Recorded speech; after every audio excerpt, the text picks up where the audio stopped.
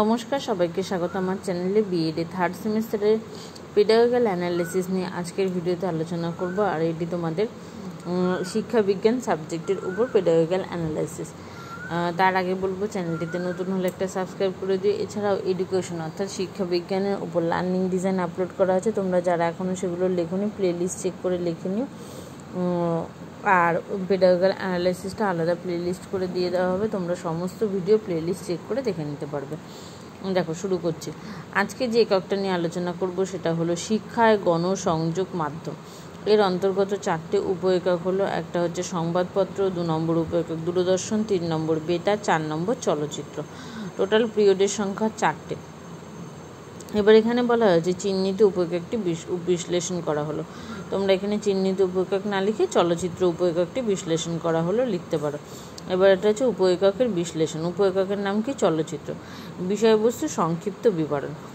তাহলে প্রথমে সংক্ষিপ্ত বিবরণটা আমরা দেখে নিই। বলা হয়েছে অনিয়ন্ত্রিত শিক্ষা প্রক্রিয়ায় গণসংযোগ মাধ্যমগুলোর মধ্যে অন্যতম হলো চলচ্চিত্র। এই মাধ্যমটি শিক্ষার্থীদের একই সঙ্গে আনন্দ দান করে ও শিক্ষামূলক অভিজ্ঞতা দেয়। শিক্ষামূলক দায়িত্ব বলতে শিক্ষাকে স্বতঃস্ফূর্ত করে তুলতে সাহায্য করে। এক্ষেত্রে চলচ্চিত্র বিষয়বস্তুকে শিক্ষার্থীদের সামনে অনেক বেশি বাস্তবসম্মত ও ইন্দ্রিয়গ্রাহ্য করে তোলে। চলচ্চিত্রের মাধ্যমে একদিকে শিক্ষার্থী যেমন ভাষাভিত্তিক জ্ঞান আহরণ করতে পারবে, তেমনি অন্যদিকে বিশেষ কোনো কৌশল তথা কর্মকৌশল পর্যবেক্ষণ করে সেই বিষয়ে দক্ষতা অর্জন করতে পারবে। চলচ্চিত্র সকলের ক্ষেত্রে গ্রহণযোগ্য, তবে অনেক ক্ষেত্রে চলচ্চিত্র সম্বন্ধে বিরূপ মনোভাব ও ধারণা গড়ে ওঠার সম্ভাবনা থাকে। তবে যথেষ্ট সতর্কতা অবলম্বন করে বর্তমানে চলচ্চিত্রকে শিক্ষার মাধ্যম হিসাবে ব্যবহার করা যেতেই পারে। পরবর্তী পয়েন্ট, পূর্বর্জিত জ্ঞান।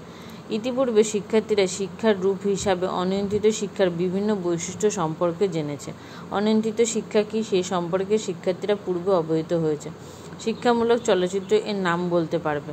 তারপরে গণসংযোগ মাধ্যমগুলোর মাধ্যমে সংবাদপত্র, বেতার, দূরদর্শনের সুফল ও কুফল সম্পর্কে জ্ঞান অর্জন করেছে। এর পরবর্তী পয়েন্ট হলো শিক্ষা সংক্রান্ত উদ্দেশ্যাবলী। বৌদ্ধিক স্তর, এর মধ্যে হলো জ্ঞানমূলক। তার মধ্যে বলেছে চলচ্চিত্রের শিক্ষামূলক গুরুত্ব সম্পর্কে জানতে পারবে, চলচ্চিত্রের সুফল ও কুফলগুলো উল্লেখ করতে পারবে, গণসংযোগ মাধ্যম কী তা বলতে পারবে। এরপরে হলো বোধমূলক। বোধমূলকের মধ্যে বলা হয়েছে কোনটি শিক্ষামূলক অনুষ্ঠান আর কোনটি ব্যবসায়িক দৃষ্টিভঙ্গিকে রচিত তা উপলব্ধি করতে পারবে। তারপর হচ্ছে চলচ্চিত্রের বিভিন্ন প্রকার শিক্ষামূলক গুরুত্ব ব্যাখ্যা করতে পারবে। এরপরে হলো প্রয়োগমূলক।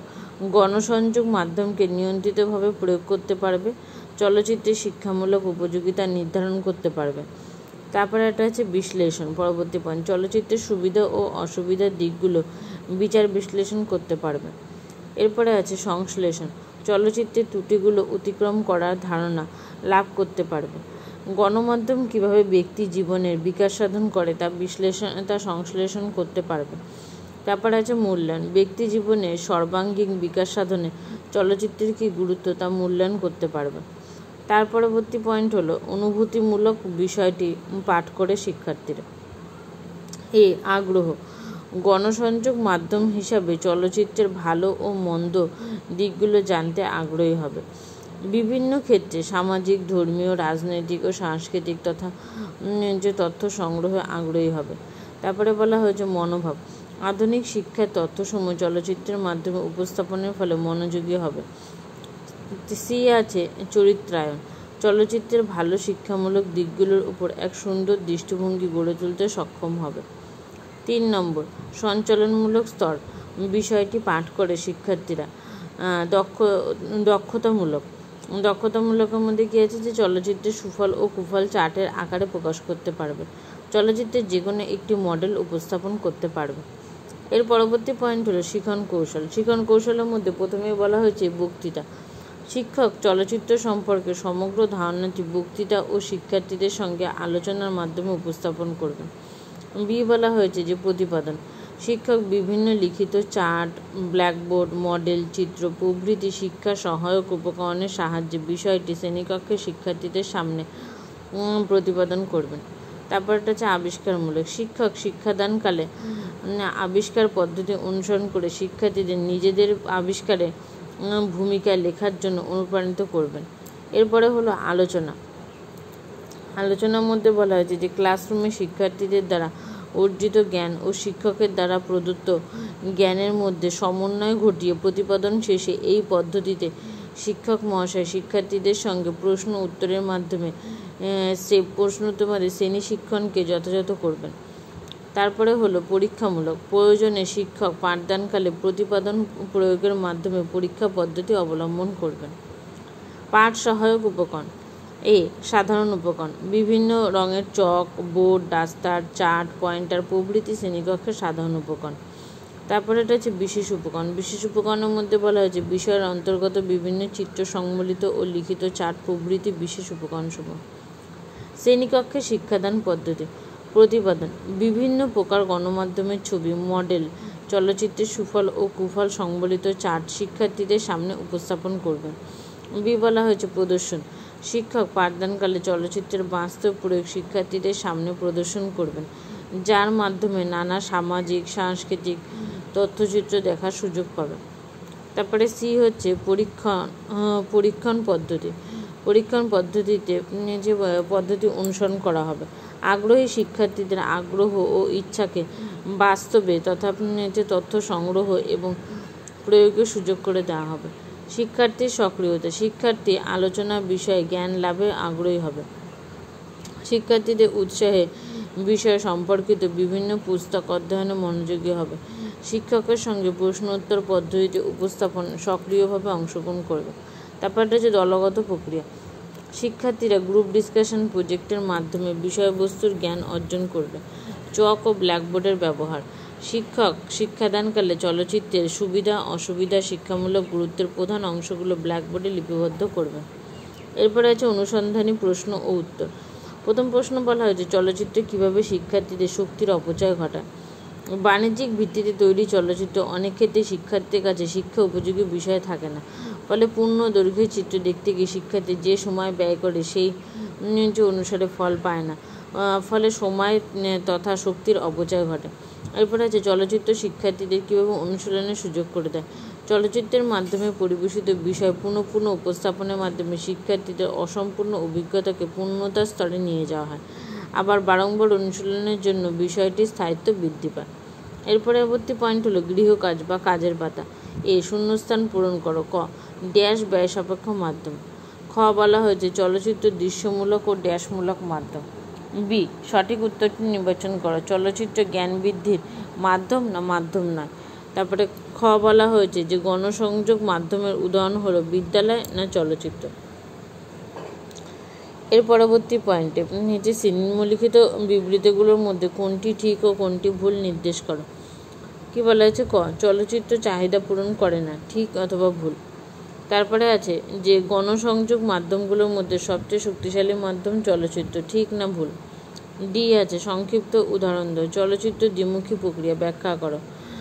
বলা হয়েছে যে চলচ্চিত্র সভ্যতাকে পিছিয়ে দিচ্ছে, যুক্তি দেখাও। এর পরবর্তী পয়েন্ট হচ্ছে বিষয়বস্তুর ধারণা ও উদাহরণ। ধারণা আর উদাহরণের মধ্যে কি বলা হয়েছে? আগ্রহ সৃষ্টি। দৃশ্য ও শ্রবণমূলক হওয়ায় দূরদর্শনের প্রতি আগ্রহ সৃষ্টি হয়, তেমনি চলচ্চিত্রের প্রতি আগ্রহ জন্মায়। তারপরে আছে অভ্যাসগত গঠন, অভ্যাসগত গঠন। জনপ্রিয় চলচ্চিত্র শিল্পীদের দ্বারা প্রদর্শিত ধূমপান প্রভৃতি অভ্যাসগুলো অল্প বয়সী এবং বয়ঃসন্ধিকালে শিক্ষার্থীদের মধ্যে নকল করার আগ্রহ দেখা যায়। এরপরে জ্ঞান বৃদ্ধি। সংবাদপত্র, বেতার, দূরদর্শন যেমন জ্ঞান বৃদ্ধিতে সহায়তা করে, তেমনি বিজ্ঞান ও প্রযুক্তি বিষয়ক চলচ্চিত্র শিক্ষার্থীদের মধ্যে নতুন নতুন জ্ঞানের সঞ্চালন করে এবং শিক্ষার্থীকে অনুসন্ধিৎস করে তোলে। এরপরে হলো অভিজ্ঞাপত্রের খসড়া। দেখো এই জায়গাটা হচ্ছে সবথেকে মেন জায়গা এই পুরো বিষয়টার মধ্যে। অভিজ্ঞাপত্রের খসড়ার মধ্যে প্রথমে দেখো কীভাবে ছক করা আছে। 1 2 3 4 5টা টোটাল 6টা 7টা দেওয়া আছে কলাম। প্রথমে উপএককের নাম থাকবে, তারপর রচনাধর্মী প্রশ্ন, সংক্ষিপ্ত, অতি সংক্ষিপ্ত, নৈর্ব্যক্তিক। এই যে প্রশ্নগুলো তার মধ্যে দেখো প্রত্যেকটার মধ্যে 4টে করে ভাগ আছে, যে জ্ঞান, বোধ, প্রয়োগ আর দক্ষতা। ঠিক আছে, এইবার উপএককের নাম যেখানে আছে প্রত্যেকটা উপএকক থেকে কটা করে প্রশ্ন করা হলো এবং সেগুলো লেখা হবে, আর সেখান থেকে মোট কত নম্বর হলো, আর ডান দিকে দেখো একদম আছে কতটা পরিমাণে পার্সেন্টেজ হলো। তাহলে জ্ঞানমূলক থেকে কত প্রশ্ন করা হয়েছে, মানে সংক্ষিপ্তর মধ্যে। এই জায়গাটা তোমরা খুব ভালো করে দেখে নাও। মোট নম্বর, তারপরে সেই অনুযায়ী কত হচ্ছে পার্সেন্টেজ করা হচ্ছে। ঠিক যেভাবে ছকটা আছে সেরকমভাবে করে নেবে, এবং এই ছকের উপর বেস করে এরপরে কী আছে প্রশ্নপত্রটা তৈরি করা হয়েছে। ছকটা তাহলে তোমরা ভালো করে দেখে নাও, তারপর আমরা প্রশ্নপত্রটা দেখে নেব। টোটাল হচ্ছে 20 মার্কসের প্রশ্ন। চলো দেখে নিই প্রশ্নটা কী আছে। আচ্ছা দেখো, এখানে প্রশ্নটা পড়ার আগে তোমাদের মানে আরেকটা দেখা আছে প্রশ্নের ধরনের ভিত্তি, আর একটা হচ্ছে উদ্দেশ্যের ভিত্তিতে। যেই জিনিসটা ওখানে দেওয়া আছে সেটা আবার টোটাল করে আলাদা করে দেওয়া আছে। মানে টোটাল রচনাধর্মী থেকে কটা প্রশ্ন, 3টে, সংক্ষিপ্ত থেকে 4টে, অতি সংক্ষিপ্ত 2টো, নৈর্ব্যক্তিক থেকে 1টা, টোটাল কটা আছে 10টা।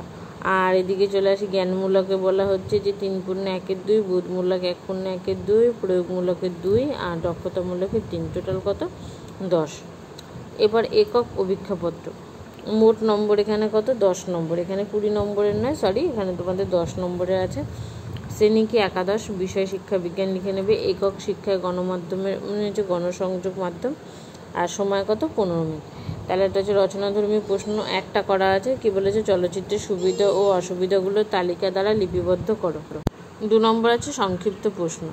সংক্ষিপ্ত প্রশ্ন 1 নম্বর গণমাধ্যম কাকে বলে, 2 নম্বর গণমাধ্যম হিসেবে দূরদর্শন ও চলচ্চিত্রের তুলনা করো। এখানে দেখো 2 নম্বরের 2টো প্রশ্ন আছে, টোটাল 4 নম্বর।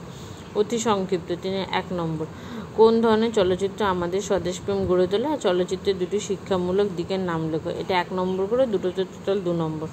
4 নম্বর নৈর্ব্যক্তিক প্রশ্ন, 1 নম্বর হচ্ছে প্রথাগত শিক্ষার একটি কেন্দ্র হলো চলচ্চিত্র, সত্য না মিথ্যা। 2 নম্বর বলা হচ্ছে চলচ্চিত্র বর্তমান সমাজে একটি নিয়ন্ত্রিত অনিয়ন্ত্রিত শিক্ষার মাধ্যম, এটাও সত্য না মিথ্যা লিখতে হবে। এটা হাফ নম্বর করে 2টো প্রশ্ন করা আছে, 1 নম্বর। এই ছিল সম্পূর্ণ পেডাগোজিক্যাল অ্যানালাইসিস। এখানে ভিডিওটি শেষ করছি।